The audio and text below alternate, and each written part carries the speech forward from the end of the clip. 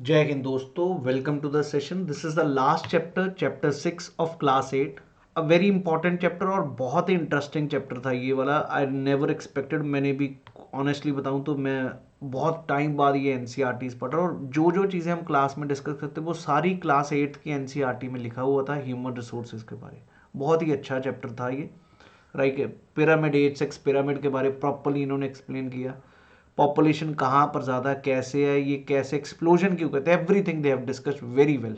और यहीं से क्वेश्चंस आपके रिसेंट अगर 4 साल के पेपर में चेक करो, पॉपुलेशन पे क्वेश्चंस यहाँ से बहुत आए। डिस्कस करते हैं अभी। सबसे पहले इन्होंने कहा ह्यूमन रिसोर्सेज बेसिकली होता क्या है। सबसे ग्रेटेस्ट रिसोर्स अगर किसी देश के लिए वो मिनरल रिसोर्सेज नहीं, वो पॉपुलेशन रिसोर्स है। बिकॉज नेचर की जो रिसोर्सेज तभी सिग्निफिकेंट हो पाएंगे अगर वहाँ का लोग हों और वो उसको काम कर सके। Clear, it is people with the demands and ability that turn them into resource. Minerals को रिसोर्सेज बनाने वाले भी कौन होता है? ह्यूमन बीइंग ही। तो human resource is the ultimate resource. लेकिन इसमें होता क्या? Healthy, educated, motivated people develop resources as per their requirements. लेकिन जो है हमारी ह्यूमन रिसोर्स है वो क्या होने चाहिए? ये चीज़ होना ज़रूरी है, हेल्दी हो, एजुकेटेड हो, मोटिवेटेड हो। Human sources like other sources are not equally distributed all over the world. ये भी आप एग्री करते हैं, पूरी दुनिया में इक्वली तो डिवाइडेड नहीं है। They differ in their education level, age and sex, and their numbers and characteristics also keep changing. Rather इसी चक्कर में 2015 में प्रधानमंत्री कौशल विकास योजना भी शुरू की to train 1 crore Indian youth between 2016 to 2020 to encourage aptitude towards employable skills by giving quality training to probable and existing wage earners. That was a wonderful step by the government of India, ताकि skills पे ज़्यादा focus किया जाए। अगर मैं distribution की बात करूँ तो आपको हैरानी होगी, 90% दुनिया की आबादी सिर्फ 30% ऑफ द लैंड सरफेस पे रहती है, अगर पूरी दुनिया की बात करूँ। और the distribution of population is extremely uneven. कुछ एरिया बहुत ही ओवर क्राउडेड है, कुछ बिल्कुल ही स्पार्सली। यहाँ पर शायद ये गलती है, स्पार्स होना चाहिए था, SPRCE। जल्दी ज़रा कमेंट सेक्शन में लिखिए क्या मैं ठीक कह रहा हूँ। स्पार्सली पॉपुलेटेड, एक क्राउडेड और sparse. South and south east Asia, Europe and north eastern America. Very few people live in high latitude areas. High latitude areas में जहाँ पे पोलर जोन है वहाँ पर भी कम, डेजर्ट्स में भी बहुत कम आबादी होगी। बहुत ऊंचे पर्वतों में, हिमालयाज में भी आबादी कम है, फॉरेस्ट में भी आबादी कम है, ये बिल्कुल एग्री करते हैं। Many more people live north of the equator. ये भी इन्होंने बहुत अच्छा एक कंपेयर किया कि नॉर्थ ऑफ इक्वेटर में पॉपुलेशन ज़्यादा, साउथ ऑफ इक्वेटर से, मतलब नॉर्दर्न हेमिस्फीयर में population is more. Rather 3/4 of the population live in just Asia and Africa. Two continents, Asia and Africa.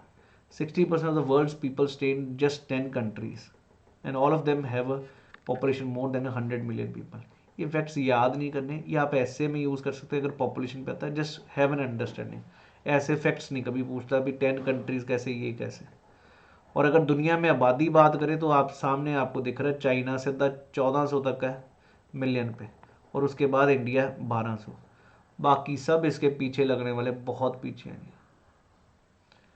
US से उसके बाद नंबर आता है, फिर इंडोनेशिया आता है, फिर ब्राज़ील आता है, पाकिस्तान, बांग्लादेश, ये सारे।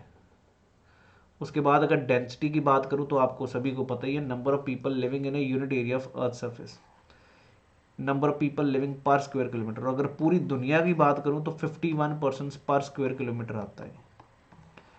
और सबसे ज़्यादा डेंसिटी की बात करूँ, south central Asia. South central Asia समझ आ रहा है, अपना ही साउथ एशिया का मैक्सिमम पार्ट और central, and then east and south east Asia, they are the most densest part. India का डेंसिटी इस समय 382 पर्सन पर स्क्वायर किलोमीटर बताया गया। लेकिन पॉपुलेशन को डिस्ट्रीब्यूशन, जोग्राफिकल फैक्टर्स कौन से? एक टोपोग्राफी है जी। नेचुरली प्लेन्स में लोग ज़्यादा रहना चाहते हैं, ज़्यादा डेंसिटी प्लेन्स में है, और इंडिया में भी सबसे densest part is plains, Indo Gangetic plains. UP, Bihar, West Bengal, ये सारा इन एरियाज में सबसे ज़्यादा डेंसली पॉपुलेटेड है। लेकिन अगर यही पहाड़ों में बात करें तो बहुत स्पार्सली, बहुत कम पॉपुलेशन है। ये आपको मिल गया स्पार्सली। नेक्स्ट आइए, क्लाइमेट भी जहाँ पर एक्सट्रीम हो वहाँ पर लोग कम रहते हैं, राइट। सॉइल जहाँ पर फर्टाइल हो वहाँ पर लोग ज़्यादा रहेंगे, और वो हमारे प्लेन्स हैं जहाँ पर ज़्यादातर, यहाँ नाइल एंड इजिप्ट, वहाँ के अलग अलग दुनिया के एरियाज। पानी जहाँ पर हो, इजीली अवेलेबल हो, फ्रेश वाटर पीने लायक, वहाँ पर ज़्यादा पीपल प्रेफर टू लिव।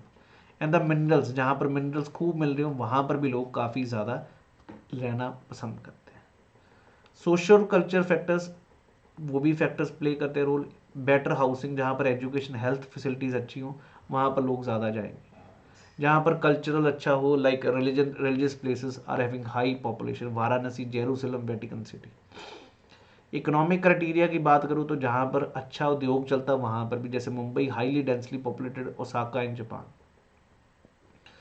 अब अगर मैं बात करूँ population change, change in the number of people during a specific time. World पे पॉपुलेशन कभी भी स्टेबल नहीं रही, लेकिन ये इंक्रीज मैनी फोल्ड हुई है। ये बहुत सही फैक्ट इधर बताया कि extremely long period of human history till 1800 world's population was steady but slowly. Large number of babies were born but they died early too, क्योंकि उस समय हेल्थ फैसिलिटीज़ नहीं थे, जितने पैदा होते थे साथ साथ उनकी डेथ हो जाती थी। No proper health facilities, sufficient food was not available for all people, farmers were not able to produce enough to meet the food requirements of all the people. Total increase was very low. World population 1804 में, this is a wonderful fact, अगर आप देखो खुद लगेगा 1 billion में हुआ, लेकिन अगले 150 साल में 155 ईयर्स में इसकी आबादी 3 बिलियन तक पहुंच गई, डबल नहीं 3 टाइम्स। इसीलिए इसको एक्सप्लोजन कहते हैं। और उसके बाद 1959 के बाद सीधा 1999, कितने 40 साल बाद ये 6 बिलियन पहुंच गई, डबल हो गई। द मेन रीज़न ऐसी ग्रोथ क्यों बढ़ रही है, better food supplies, medicine, deaths were reducing. Birth वैसे के वैसे ही हाई है, तो अल्टीमेटली बर्थ रेट होता है नंबर ऑफ लाइव बर्थ्स पर 1000 people, death rate number of deaths पर 1000 people. So migration is the movement of the people in and out of area. The difference between birth rate and death rate of a country is called as natural growth rate.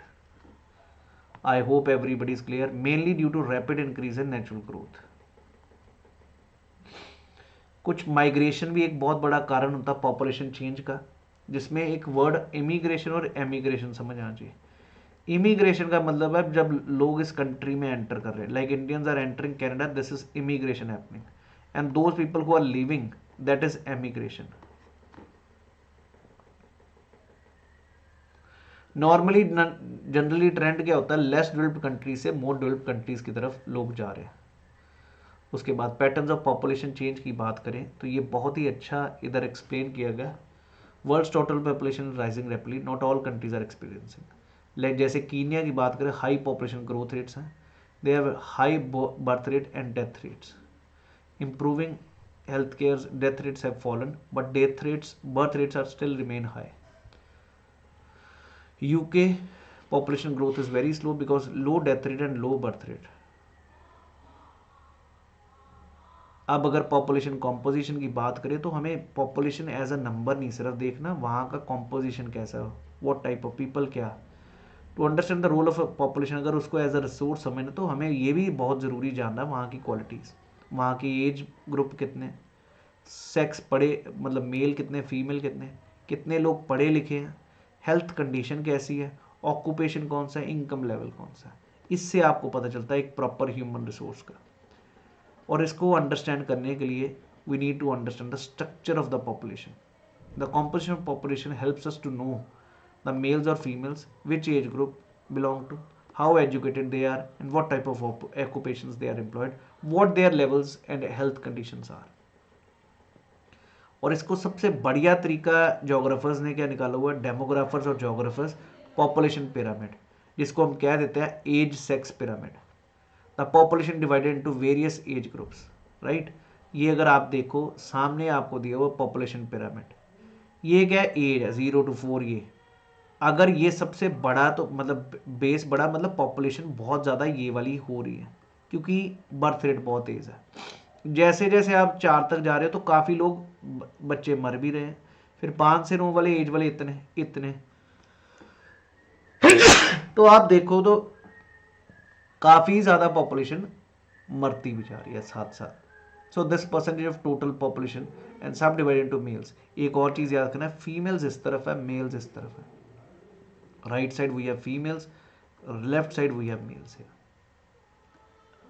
आइए ज़रा देखते हैं present number of males and females in a country along with their age. अभी देखते हैं इसको एक properly समझाया। Tells the story of people living in a particular country. Number of children below 15 years अगर आप देखो are shown at the bottom. The size of the top shows the number of aged people and reflects the number of them. It also tells us how many dependents are there in the country. There are two groups of dependents, young dependents and elderly dependents. कितने elderly हैं और कितने young हैं और ये बीच की population है। R high is broad at the base, जहाँ पर birth rate and death rate both are high, वहाँ पर क्या होता है broad at the base and narrow at the top। यही दिख रहा है आपको। Many children are born, large percentage die their infancy, relatively few survive. This is typified। ये कीनिया का एक पिरामिड दिया हुआ। पिरामिड ड्रॉ करके भी आपसे पूछ सकता है ये कौन सा पिरामिड है। अब अगर पिरामिड इंडिया की बात करें, where death rates especially amongst the very young is broad are decreasing, slowly death rate कम हो रहा है। The younger age population because more infants survive at adulthood, they are seen in the pyramid of India। ये है India का बना हुआ। Base बहुत broad नहीं है जैसे कीनिया का था। क्लियर हो गया जी। इसी प्रकार जापान का बताया गया, बर्थ रेट बहुत कम है, नैरो है जी, और डेथ रेट भी बिल्कुल ठीक है। Number of people to reach old age, skilled spirited young people with a positive outlook are the future of any nation. We in India are fortunate to have such a resource. They must be educated, provided skills and opportunities to become able and productive. So that was a wonderful chapter on population, human resources. बहुत बड़ी geography में we ignore this chapter, but UPSC के अगर आप previous year paper देखो हर साल 2 से 3 question इस टॉपिक से आते हैं। आने वाली क्लासेस में 9th-10th में हम डेमोग्राफिक डिविडेंड, डेमोग्राफिक स्ट्रक्चर, ये सब चीज़ें पढ़ेंगे क्योंकि demography means study of population. I hope you people enjoyed this session. Please subscribe the channel, do share this video as much as possible so that maximum people can see this video and know the things here. Thank you. Jai Hind everyone.